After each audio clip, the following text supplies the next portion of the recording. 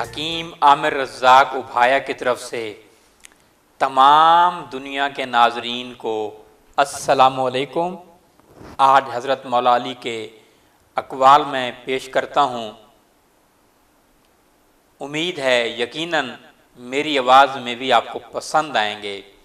اللہ تعالی ہم سب کا خاتمہ ایمان پہ کرے اور اللہ تعالی جو ہے مولا علی کے اقوال جو ہے ہمیں سمجھنے اور ان پہ عمل کرنے کی توفیق عطا فرمائے۔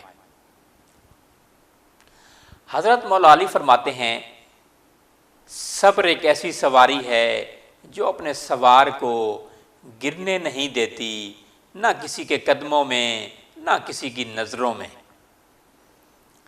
ایک یہودی نے حضرت مولا علی سے پوچھا کہ تمہارا اللہ نظر کیوں نہیں آتا؟ تو حضرت مولا علی نے فرمایا تم سورج کو غور سے دیکھا کرو۔ اس نے کہا میں اس کو نہیں دیکھ سکتا۔ تو حضرت علی نے فرمایا کہ تم سورج کو نہیں دیکھ سکتے تو سورج بنانے والے کو کیسے دیکھو گے؟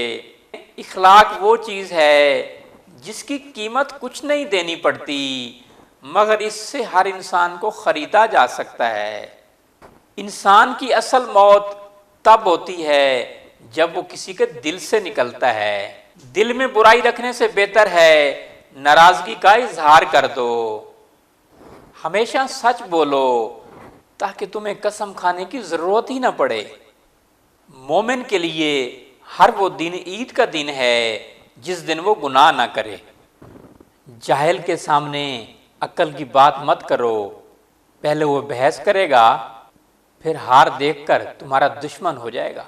رشتے خون کے نہیں احساس کے ہوتے ہیں، رشتے خون کے نہیں احساس کے ہوتے ہیں۔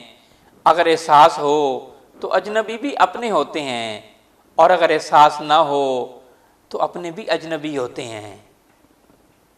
کسی کا عیب تلاش کرنے والے کی مثال اس مکھی جیسی ہے جو سارا جسم چھوڑ کر صرف زخم والے حصے پر ہی بیٹھتی ہے۔